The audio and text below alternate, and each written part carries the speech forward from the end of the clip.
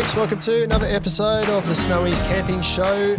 Joined again, I want a different intro to this show, but I say the same thing. Joined as usual by myself, Ben, and my colleague Lauren. How you going?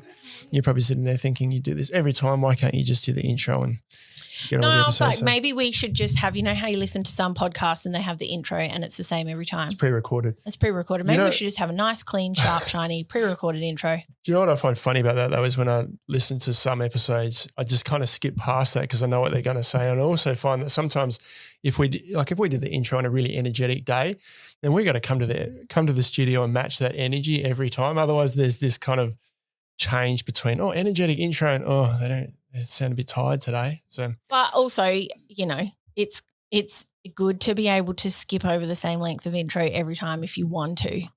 Rather than talk random stuff and have people sit there wondering whether it's worth sitting through the intro and hear them talk about something that's not related to the topic I first clicked on. Yes. So, so welcome to another episode of the Snowy's Camping Show. If you haven't already done so, and if you've listened this far, then I'm sure you're more than keen to subscribe to our channel on YouTube. You can join in on the conversation on our Facebook group, which is Snowy's Camping Banter. And you can listen to us just on audio too if you're sick of looking at us on your favourite podcast app. Today we're talking about a pretty broad topic, but it's an interesting one we've got a bit of a run sheet here, but we could probably just start talking and just see how long we go. But just on choosing a swag, because swags, if you go into the history of it, were just a little bit of canvas stitched together in a pocket that you slept in. They've come a long way since then, and there's a lot of debate over the difference between a swag and a tent and pros and cons. You would know if you've been a long time listener, we did do an episode on that. Episode 50 was our Swents episode, swag or tent. Yep. And then we also did another episode way, way, way back a few years ago, episode 15, where we talked about the main shelters when you camp. It's either a rooftop tent, a tent or a swag, and what's going to be the best one for you. But so this episode might seem pretty basic, and I sort of can't believe we haven't really done it already, but there's been a big resurgence in swags lately. And when I say a resurgence, it's a bit weird because people are always interested in swags. People are always buying swags. You know, of course, they're a staple with camping. But since I've sort of moved back into doing a couple of days with the customer support team, they, you know, talking to customers more. I don't know what it is, but in the last few weeks, the numbers of calls we're getting or emails we're getting or people wanting to get a swag, it's just gone way up compared to what it has been before. Well, it's an interesting, as we speak, we were a bit low on a certain range of swags for quite a while. We just had that stock container arrive, and we've got heaps of stock at the moment. We've also had the new Tilda swags, which are pretty cool, come into stock. A little bit more on those in hopefully a future upcoming episode. Yeah.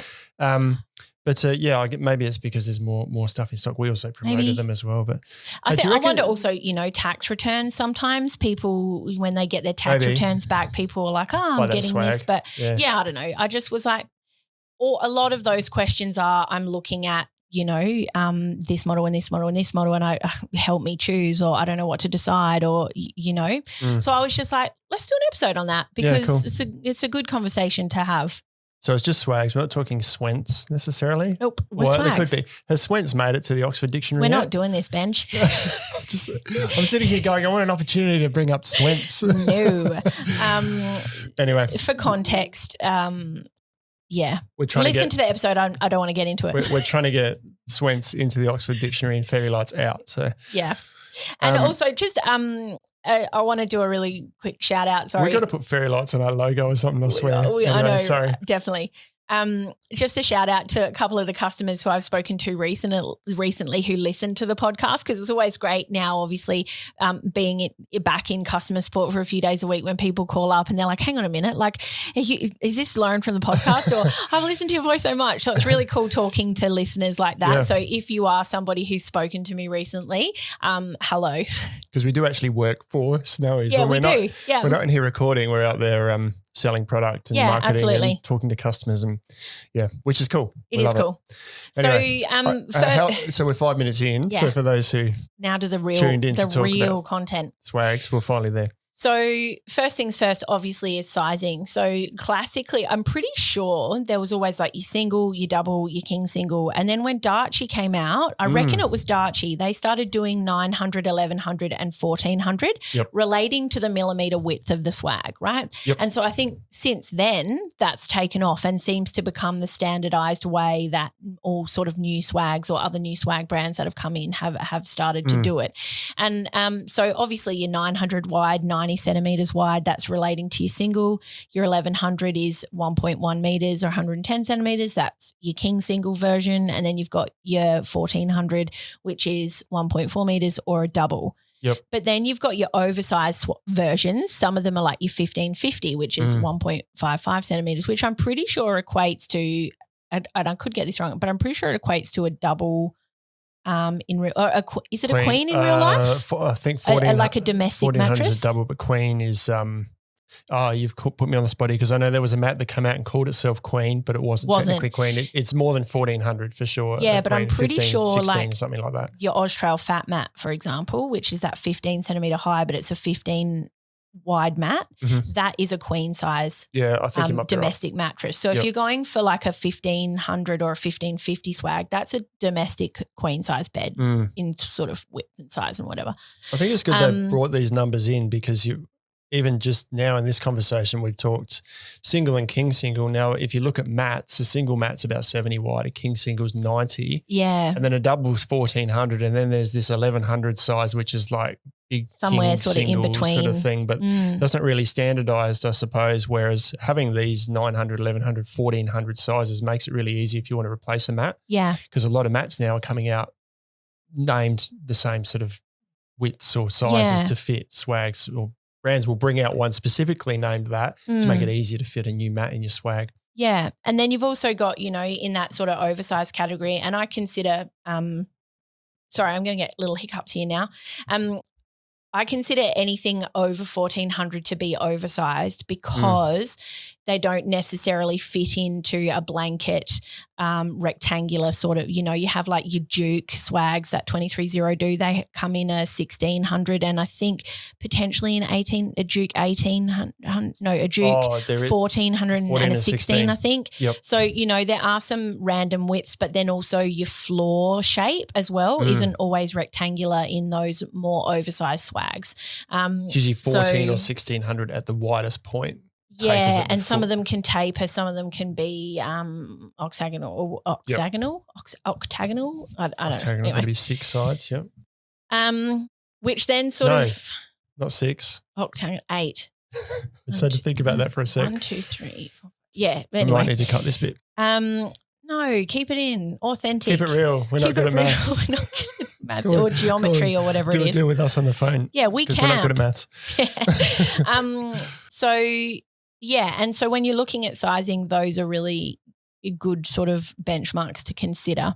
Yep. And of course then when you're looking at the larger, more oversized swags, that's when you're sort of getting into the territory of, do I go with a swag or do I go with a smaller tent? And I guess that's sort of where that episode 50 with the Swents comes into, about deciding what, like, between the two and the pros and the cons of both. Yeah. I haven't listened to that for a while, but I'm pretty sure we covered off on pack sizes because some of these 1550 swags are big huge, when they're packed up. So like bigger than a 12-person tent. Yeah, that's right. Yeah. So the whole economics of that doesn't make sense. But they're big, but they're bomb-proof and roomy 2-person shelters. Yeah. Mats in the swags, I think, are a big consideration because it's very easy. Like we've written here 5 centimeters, 7 centimeters. And when I say we, I mean you, because I didn't do anything here. I've just turned up behind the microphone and winging it. It's easy to say a mat's 5 centimeters or a mat's 7 centimeters, but if it's a really low density foam, whether it's 5 or 7 is not going to make any difference. Matter. You kind of need to look for a foam that's a bit denser because you can have a more comfortable, denser 5 centimeter foam than a low density 7 centimeter foam, but it also needs to roll up. So you can't have too dense to make it too big. So you want to, as thick as you can, I suppose, but just look at the quality of the foam inside. Yeah.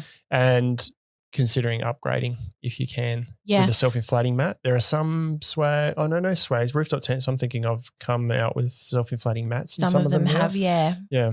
I think the thing is though as well is when you're sort of talking about upgrading to a self-inflating mat, like you mentioned before when we were talking about the sizes of swags, mats aren't necessarily going to be immediately compatible with the width of your swag. And so that's probably something to consider when you are looking at the size swag that you're going to go with is if I do want to upgrade my mat in here, which is more than likely that you will because majority of people do, what size mat is going to work? Because the worst thing that you're going to want to do is invest in this swag, you know, $600-700 maybe, especially if it's like a bigger one and it's got loads of features. And then you can't find a mat that utilizes the space that you've got in your swag efficiently. Yep. So I think that that's a really good consideration to make. And yeah, just sort of bear that in mind. And a lot of self-inflating mats these days, you can actually roll them up in your swag. So like depending on how much stuff you've got in there, depending on your bedding and things like that, if it's a big sort of, double or oversized swag and you've got a lot of canvas, it might be hard for you to efficiently roll it up to get all the air out, in which case you'd pull the mat out, you'd push all the air out of it and compress it down as much as possible and then put it in and pack your swag up. Yep. But if it was like a 900 wide one and you don't have like a hefty, big, thick sleeping bag in there as well, you probably could just pop your ends open and put them out on deflate and roll it up. Yep. But there's no issue because majority of mats are bonded. There's no issue storing them rolled up with your swag like they used to be. I store mine. I've got a double mat. The dimensions aren't quite the same as my swag, so it's a little bit wider and a little bit shorter, but it's just an envelope style swag, so it all fits together anyway. But I just leave it stored up inside. When I'm not using it, I roll it loosely.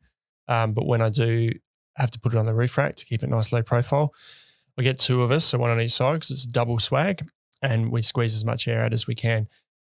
You'll get a smaller roll size with a fully deflated self-inflating mat than you will a foam mat inside as a general rule. I guess it depends which mat you're using inside. If you use a 15 centimetre mat, then firstly, it's probably going to impede on the space you've got inside the swag, but secondly, it won't pack up as small. But I've got a 10 centimetre mat inside a swag that came with probably a 5 centimetre mat.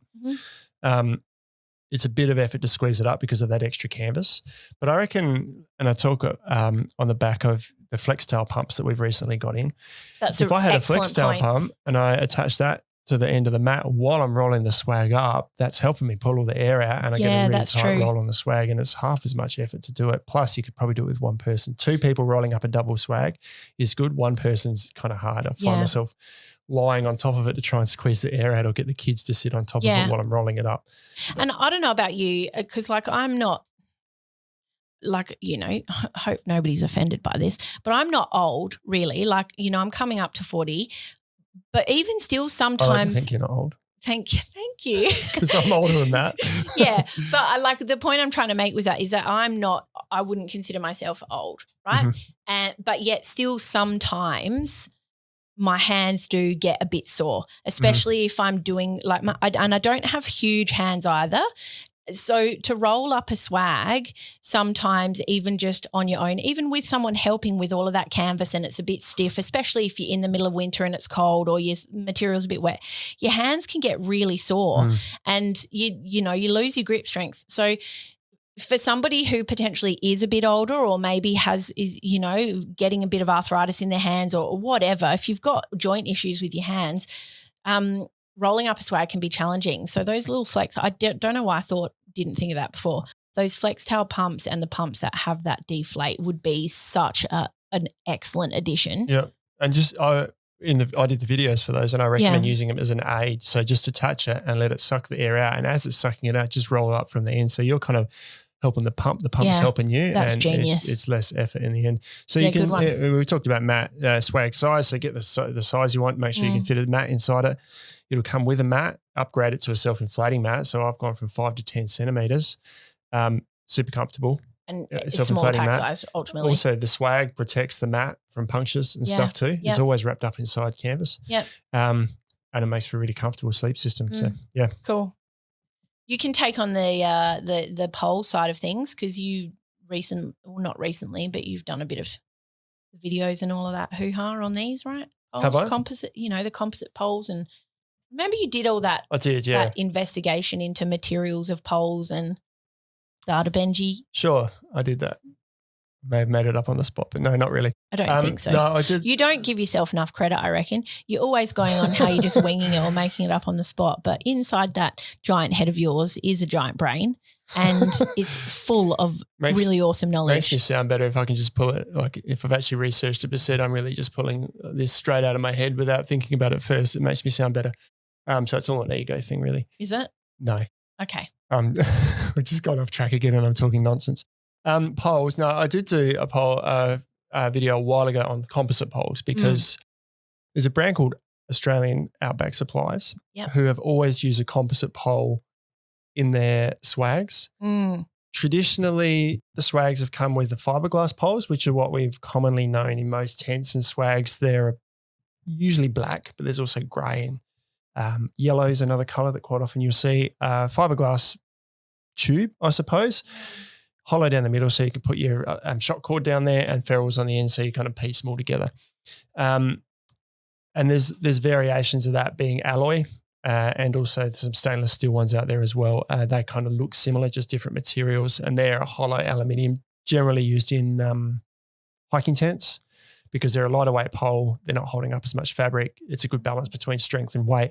They do come in swags as well, generally not the heavier duty swags because those lighter weight poles aren't as suitable for sort of supporting the heavier fabric that swags are, which is where fiberglass ones come into play. Now, fiberglass ones are good but prone to breakage, especially if you didn't get good quality ones. Yeah. The composite ones are a different story again. So they're I've done a video on it to explain the makeup on it, and I have not watched it before this episode, but explain sort of how it's all kind of put together. But they're not hollow, and they're really flexible. I wished I'd looked at the episode before I came in here. I wished I'd read your run sheet and came better prepared. So this is me not pulling knowledge straight out of my head. But they're made differently and flex so much more than the fiberglass poles. They end up being separate pieces, but there are swags that are moving more so to using those now, a little bit heavier but more reliable. And then there's air poles as well. So we're seeing a few swags come out with air poles. I wouldn't say they've been as popular, the air pole swags, potentially based on price because they are quite expensive. Swag prices range from, let's say around about $200 up to $700-800 really or more for those bigger 1550 wide ones. But Darchi do their AD swags, I think. Evolution swags, yep. And they've got air poles in them. And they're popular though. Like even though we don't sell a huge amount of them, the people who've got them love them. Mm-hmm. I think part of me wonders whether or not when it comes to air poles in a swag, it's as much of sort of like the aesthetics of it. Do you know what I mean? Because when you look at an air pole swag, like the Darchi Evolution swags, the people who buy them love them, but they just look a bit funny. Well, they don't. You're right. It doesn't look. There's some ruggedness that's come out of it for some reason. Yeah. I don't know why because it's the same material. Yeah. But the edges are rounded now instead of kind of these sharp sort of just looks a bit funny. Even though it's a swag, it's a swag. It's just got air poles, but it just looks a bit funny. And I wonder whether or not the aesthetics of it is a bit of a barrier for people. Could be. Dometic do one called the you've written Santorini here, but it's actually Pico. Santorini's their tent. Pico version. was their swag, which is pretty cool because they integrated a inflating mattress in it as well. So you pump your whole thing up. They're a slightly lighter weight, a bit more compact. Very compact, they're pretty cool. But I don't think the market's quite been nailed with air poles for swags. Yeah, I'm not sure why or what's going to change there. I think we'll see more of it given what's happening in the tent space with air poles. I think we'll see more of it. But it might also just be the actual diameter and the size of that's required or of an air pole to provide rigidity in structure on a smaller shelter like a swag. It could be. I know Zempire's latest air poles, they've changed it up. The burst pressure's way higher. They're a bit closed on just what they've done there because they've put a lot of research into it, but maybe that might change what we'll see or how we'll see swags The come other together. thing that I find interesting is that in a couple of the brands recently have changed the pole design a little bit. Like, so, you know, you used to have your hoop end poles and you'd get a fair amount, like not compared to the amount of swags you sold, it wasn't a fair amount, but like just in and of itself, you'd get a fair amount of people going, oh, you know, my poles have split or my poles are broken. And it's really interesting because when you have a pole that's going just like a perfect curve, like a rainbow, and then from there you clip on your materials, even though it looks relatively even in that hoop shape, depending on how you've threaded it and what clips you've put on first, you can be putting more tension on one area of the pole than the other, and it's not very evenly distributed across. So like I would say in the last 18 months, I've seen brands move more towards, instead of a singular hoop end, they're a bit of a jointed pole. So they've got more uprights and more acrosses and a little bit of a knuckle in the corner there. And the incidence of people with pole failure has dropped significantly. Yeah. You've touched on probably the single biggest point of swag pole failure when you're referring to the fiberglass poles or one of the steel versions, alloy, aluminium or stainless, is that unevenness. Mm-hmm. Where we put the pole in, we stick it in one side, stick it in the other, so you've got a hoop, and then you start on one side and you start clipping the fabric. Mm-hmm. And as you clip one side, the pole kind of goes from a nice rounded shape and just it a slight flexes to one little side, thing. and then there's one point that starts to bend more than the rest, and that's where it breaks. Whereas ideally what you do is clip one side, clip the other, and you alternate sides up to the center so the pressure's even. But yeah, you're right. So poles, just to summarize that, basically fiberglass is kind of like your entry-level pole. Stainless steel and alloy are in some of the higher end swags, but probably not in the really heavy ones because they're not strong enough. Composite poles are a really good bomb-proof version, and then air poles are, I think, watch that space. We'll see more come in that space. And I probably also just want to chuck in here a bit of a hot tip, and I hope that they're still going, but Jolly Swagman, as a business that were making swag, stop doing. I said Jolly Swagman is who used the composite poles. I correct myself. We've stopped stocking them, but they were the ones who always have used. Yeah, they've always used composite poles. Green composite so poles. Jolly Swagman don't exist anymore in terms of a swag manufacturing brand. However, I do believe a few years ago, the explanation that was given to me, and sorry if this isn't quite right, but the explanation that was given to me is that somebody who worked there wanted to continue on just providing the poles because that's an excellent resource to be able to provide people with replacement poles, right? So whilst they don't do swags, it's like Jolly Poles or swagpoles.com or something along those lines. But whilst there are major swag brands out there like, you know, 230 Darchi, now Oztrail doing big swags and whatever, there are a lot of brands out there that make great swags but don't necessarily have a huge enough footprint as a business to pump out spares, or maybe you've bought a swag, you know, 10 years ago and that company doesn't exist anymore.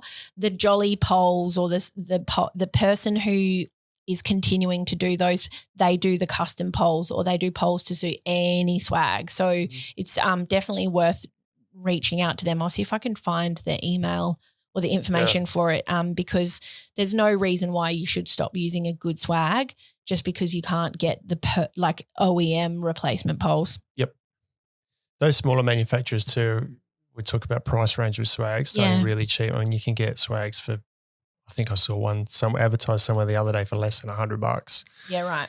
I won't go into too much detail on that, but at the end of the day, I wouldn't say you're buying a cheap product for that price. You're going to get your dollar's worth out of it. But there is definitely a difference between the quality of the fabric and the manufacturing and the poles and everything that go into it when you step up to a heavier. The design and features element of it. Yep. Yep.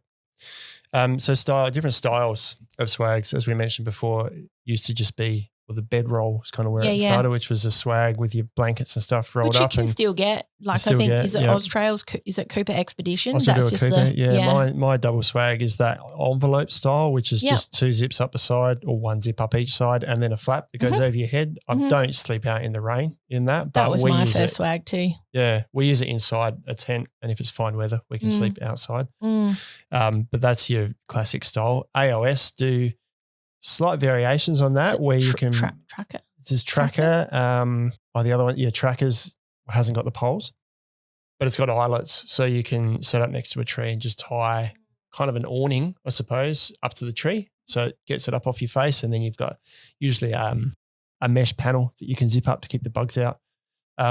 So that's variations of the very basic swag, and they will last you forever, and you won't have any problems with that ever, unless you are ridiculously stupid trying to zip it up, because there's nothing that can break on them. There's no poles. The eyelets are in heavy duty canvas. Like, you'd have to be pretty rough to bust one of those even swags. if you did sort of, dodge up something with the zipper, it's so easy to take it to a canvas or awning specialist and get the zipper replaced. Absolutely. And because they don't need to worry about it. It's just a really straight, simple. Yep. So if you're into traditional, simple swag, then look for one of those guys. You just have to think a bit more about how you set it up. But from there, it kind of goes to more of a tent, I suppose, maybe into that sweat category. But I reckon Daichi was the first one to introduce the dome swag. Yeah. Which is a hoop on each end and generally peg it out, or following that, there was a ridge pole that came into play as well to kind of hold those hoops upright and stop it sagging too much. And mean you don't necessarily have to peg it out with guy ropes if you don't want to. Like, that's the advantage of the ridge pole. Yep. And I mean, they're a great, really basic option. You've got, your 2 full-length doors down either side. A lot of them, not all of them, so depending on the model, it's worth checking, will have eyelets as well, so that you can peg out the whole canvas side as an awning with a couple of additional swag awning poles and have your mesh sides up. Some of them allow you to do one side as an awning but not both sides, so just sort of bear that in mind. But they are a really great, simple swag. Yep. You can also get ones like Oztrail and a few other brands that we don't sell that do a smaller, more compact version of that, which means that the hoop isn't like a full head height. So I think you get the full head height ones, which are around about 80, 85 centimetres inside, so you can sort of sit up. And then you can get other ones that taper down. The hoop at the head's a bit higher, going down to a shorter foot end. Bikers, swags designed for motorcycle touring, all of that sort of stuff. Usually narrower as well, made to be more compact. Sort of tapered down a bit. Some of those too will have an opening rather than doors each side. Some of those openings will just roll back, so you can just open up the top completely. So that could be a consideration if you want to have nothing over the top of you on some nights. That's true, like those top entry ones. Yeah, grab a design that's a top entry one, whereas others will roll up to the middle. So you'll always have that kind of panel of fabric across the middle with doors on each side. Small differences. The thing that I sort of think the con of that swag, in my opinion, is I think you get away with it sort of at that 900 wide size, but then when you go to your 1100 and your 1400, because you've got your 2 hoops on the end and you've got your central ridge pole, there's just so much fabric on the side and it does sag in. And I think that when you're in your 1100, it's potentially a bit worse than when you're in your double, because you've got extra space on the inside, so there's only so much that it can sag in. Yeah, okay. And when you're in your 900, obviously it's not super wide, so it doesn't sag as much. But I feel like that 1100 size in that typical double-ended hoop dome swag, you get the most impact of that sagging in with the canvas. So it can sometimes feel when you're inside it, you don't have full use of the space internally. And I think then that's when you go on to your next sort of swag, which is your segmental swag, which has that extra third hoop or pole through the middle. Yep.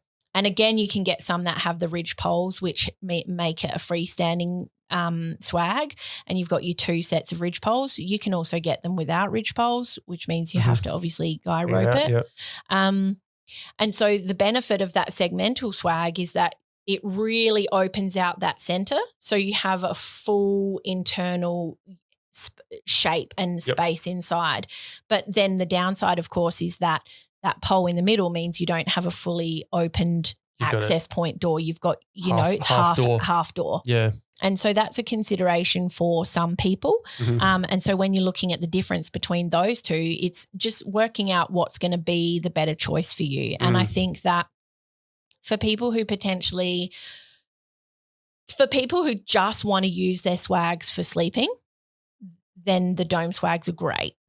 Whereas if you want to use your swag where maybe you want to retire to bed a bit earlier because you camp in groups, or it's for kids, or I don't know, whatever, you want to read your book in there, all of that sort of stuff. You want to utilize the swag more internally, then the segmental one is going to be a better option. I reckon consider weather too. So those 2-hoop ones with the sagging are probably really good for milder weather, sun, because you could set the awnings up on each side, big awnings on each side, heaps of ventilation through the swag.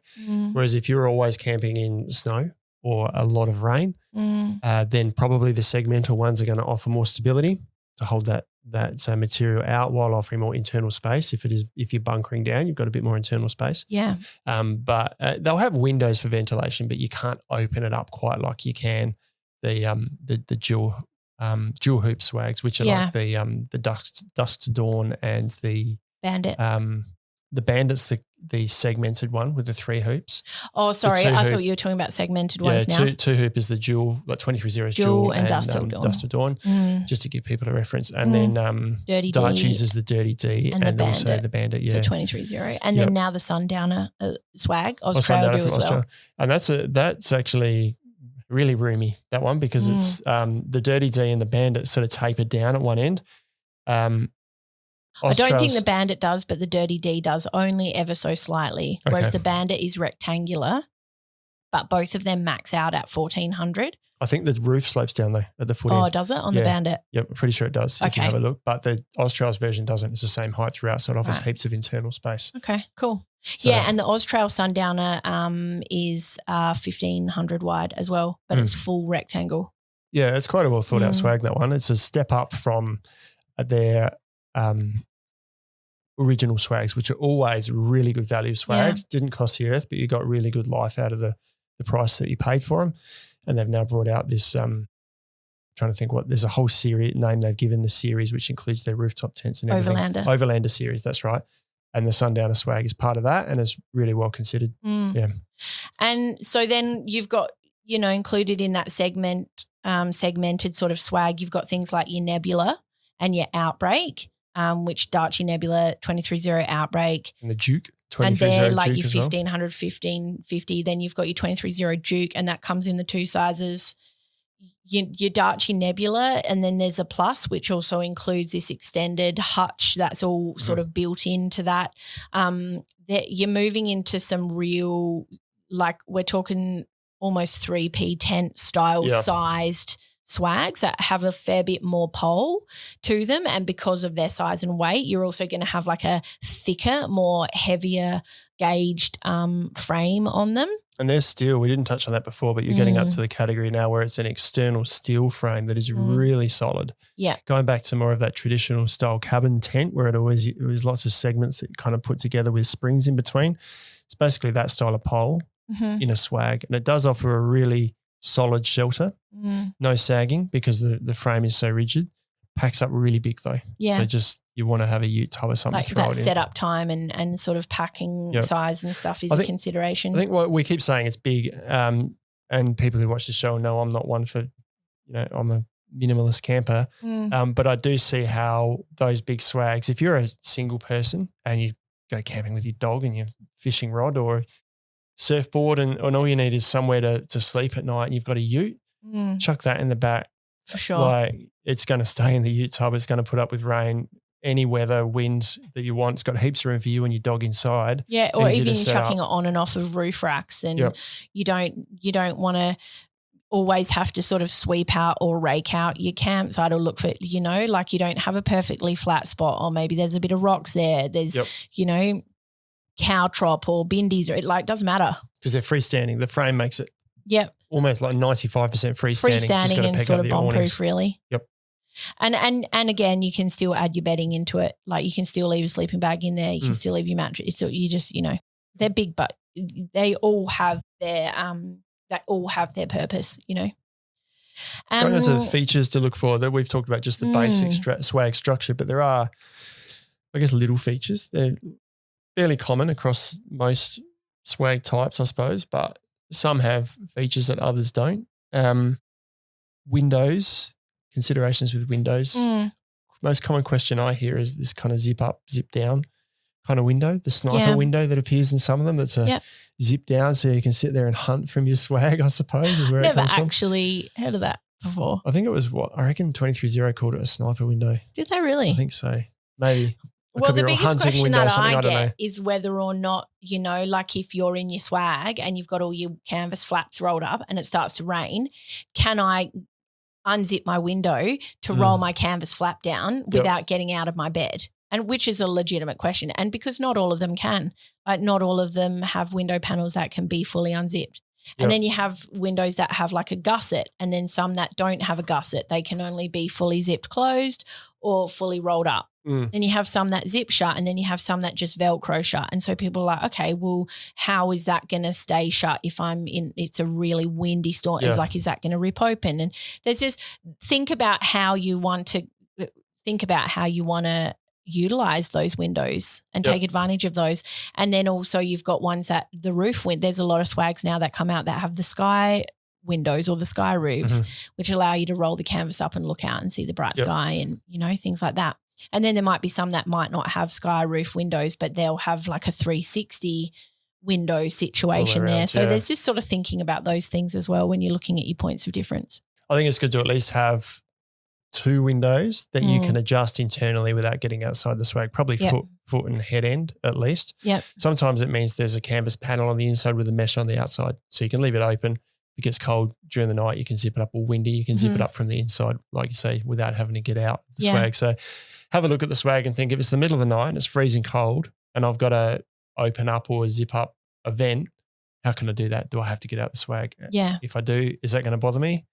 And do I need to look for another option where I do have options? Not all windows will be like that, but at least some. You can control the ventilation without getting out of the swag. Yeah. And some other features potentially, a swag is not necessarily a feature-heavy camping shelter because, traditionally it's just that's where your bed is. It's just a shelter with your bed. But they're already specced up from what we know as a swag anyway. Yeah, absolutely. And, the other things to consider is the internal pocket storage or the internal storage and how functional that is. And then another one now, which I'm adding, but only due to the Austrail Sundowner range, is lighting, because they've got inbuilt LED lighting in there now, which you just connect a power pack to. And that's not something that I've seen in a swag before, but I'm sure that in the future it'll be something that we start to see more often. Should mention too that that's something you can easily add yourself. 100%. The likes of Hardcore sell strip lights that you can suspend in a swag, and they're flexible, so you can roll them up with your swag as well. So and a lot of swags will have like lantern hooks and things like that. So it's definitely easily done, self-done, like you say. What about accessories? Because we've just taken it even to the next level. We've gone from a basic bedroll to a fancy, do I use the word swent, fancy swag that could be mistaken for a tent. And now you can accessorize your fancy swag to extend that as well, which is all valid, all really cool accessories, but it's taking it to the next level, isn't it? Yeah, but I think at the same time, the option for you to have accessories with your swag can make the big difference between what model that you sell. Right? Because if you're somebody who's like, I don't really want a swag that's tricked up. I don't really need the bells and whistles. I just need somewhere to sleep. But if I'm camping in the wet weather, I want to have a space that's dry so I can get in and out of my swag without being wet all the time, or I don't want to have to sit in my car. And so I guess that's where people may have then looked at something other than a basic dome swag to more of like a nebula or what have you. But now with the introduction of things like fly caps that have an extended awning sheet, or the special, or not special, I should say, but the designated swag awnings that Austrail do that are universal, can connect to any on a ridgepole. It can turn a very basic dome swag into exactly what you want, something that has an extendable awning space that gives you protection from the weather that you can sit under without having to be in your bed. Yeah, breakfast, cup of coffee, whatever. And so therefore your options of what you go with is going to be more specifically tailored to you. Mm-hmm. You're not spending hundreds of dollars extra onto something with a much bigger pack size. You're just adding, say, maybe, $80 more for this waterproof fly that will take up the size of a dinner plate in your packing bag. And you don't have to use it on every trip. If it's not going to be rainy, just leave it behind. Yeah. So have a look, and some of them also do like your Duke swags, they do like a special vestibule.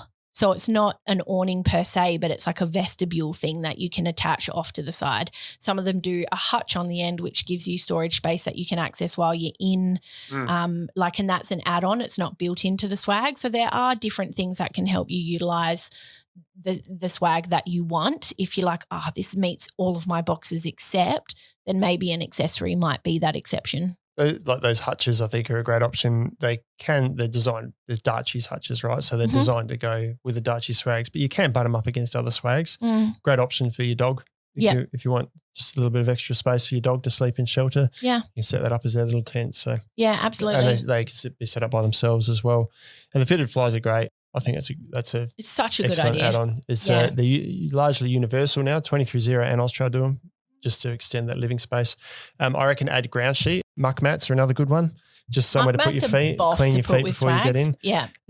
Some sort of waterproof bag I reckon is a good thing to have with a swag too, because sometimes if it is raining and you don't have that awning, taking your shoes off, you got to put your shoes somewhere so they're wet and muddy. You don't really want them inside the swag. That's going to contribute to condensation. You want to leave them on the outside. So some sort of waterproof bag or something just to leave on the outside to put your wet gear in is a really good option. Yeah. But you just mentioned ground sheets before, and it's really a really great idea for people to have. Even just say, you've got your double swag. What's that? It's like 1,400 wide hypothetically, and maybe about just over 2 meters long. You get like a 2x3 meter ground sheet, set your swag up on top of that or off to the side or whatever. And then you've got this nice big area that's covered in a nice mesh. It keeps the area dry, especially if you've got your awning over the top. It just gives a really nice little simple setup. Yep. Yeah. And that's that ground sheet has many uses inside a campsite. So it doesn't have to be a ground sheet. It can be shade awning and stuff as well. Yeah. Great addition. Stretchers is another one. That's quite a common thing for me. Once again, it's a heavy setup. The swag's already quite heavy, but to add a stretcher is more than what my traditional sort of setup would be. But it's quite common for people to want to have a stretcher that a swag will sit on top of. Yeah. Particularly if you don't like getting up and down low to the ground. You want to swing your legs out the side of your swag and sit up in the morning. There are stretchers now, and I use Oztent's RS1 stretcher, and Coleman did their Swagger stretcher that have the ability to actually attach a swag to the stretcher. And when I say the ability to attach a swag to the stretcher, it's literally straps or something that you tie the swag on the corners, just something to anchor it down. You don't have to get those stretchers. You just kind of want to get something, and you won't get it exact, but it loosely matches the footprint of your stretcher. Yeah. You're probably still going to need to peg out your little weather awnings at each end if that's what your swag has. And if weather's not too bad, you might only need 2 pegs. Swag sitting on the stretcher, 2 pegs in the end. Otherwise, use the straps on the stretcher if you've bought it, or just get some straps or some rope and just tie it off on the corners on the frame of the stretcher just to secure it down. And I think probably one of the most common questions that we get outside of which swag do I choose out of these is what's the best stretcher for my swag? And the answer is the stretcher that you can afford, that looks good to you, and is potentially a width that you're comfortable with. Yep. And the reason why I say that is because a lot of people try to find a stretcher that matches up with their swag size perfectly.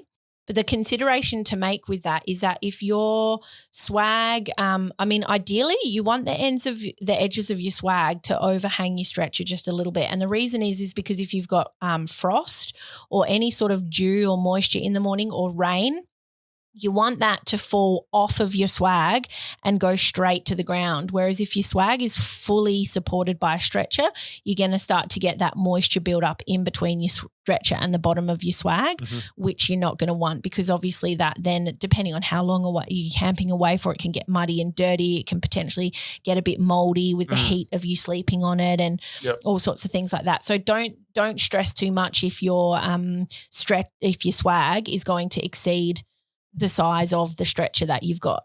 Yeah. I think for the most part, when you try and fit them on, if you're getting a single swag and a single stretcher, for the most part, the swags tend to overhang the sides anyway. Lengthways is often a little bit different. Quite often they're shorter in the length, but the sides are a big one to make sure that you don't get all that water that's running down that side of the swag to pull under. Yeah. I've never had that. I haven't actually slept in a swag on a stretcher before, but I can imagine it would get cold over time as well if you've got kind of a layer of water between potentially the stretcher and the swag. So, I mean, the other consideration is as well with the doubles. Now, lots of people say, "Oh, can I put this on a double stretcher?" And it's like, yes, you can. Be mindful though that majority of your double stretchers do have a bar down the middle. So if you're a single person using a double swag and you want to put that on a double stretcher, you're likely to sleep in the middle. You're going to find that uncomfortable because of that central bar there. If you're a two-person using a double, it's not going to be as big a deal. You do have the option of, I know Cool Kind do a stretcher without a center bar, and now Darchi do an XL 1400 that doesn't have the center bar. The trade-off that you're going to have with those, of course, though, is that it will sag a lot over time. And especially if you're used to using other double stretchers or even just a king single stretcher, it's obviously not going to sag You're adding extra letters. I know, anywhere near as much as say a double without that central bar. So just be mindful of that when you are looking at trying to pair up a double stretcher with a double swag. Have you ever had a double swag work on a double stretcher with a bar in the middle? Customers, campers have done that in the past, obviously before the Darchi one came around, and Cool Kind, not everybody's known about Cool Kind or invested in that brand before. So a lot of people definitely have used that double stretcher with the center bar combination with the swag without issues. It's just something to be mindful of course. And again, if you're just one person, you're going to be sleeping off to the side. You're not going to be sleeping right in the middle. Yeah. You want to make sure that swag is quite wide, I imagine, because otherwise it's just going to be, you're both going to be sleeping on an angle, you know what I mean? Yeah, and majority of double stretchers are around about that 130, 135 mark anyway. Yeah, so your 140 is going to be right. Your 1400 wide swags are going to be fine. Your Darchi one obviously is 1400 wide, and people use your 1550 nebulas and things like that on there. No worries. Yeah, because obviously you sleep more to the middle, bit of overhang on the sides. A couple of centimetres. Really yeah. Cool. That was swags. We talked I thought it would be a quick episode, but that's nearly about an hour. That was the plan because we got Lost City of the Savo. We thought, let's smash this out quickly. Bearing in mind about 10 minutes of that is not talking about swags. True. It wouldn't be the Snowy's camping show if we were too serious. Have bonus content. If we had rules and regulations. Yeah. Thanks for watching. Any questions, please jump on our Facebook group, Snowy's Camping Banter. If you haven't already joined, please ask to do so, and we will. We do have an approval thing so that we don't get every Joe Blow in there, but want anyone on there talking this stuff, anything camping, hiking, four-wheel drive. Jump in and request to join the group, subscribe via YouTube or listen in on your favorite podcast app. But that was Snowy's Camping Show for another week. Fortnight. Till next time. See you later. Catch you later, folks. Bye.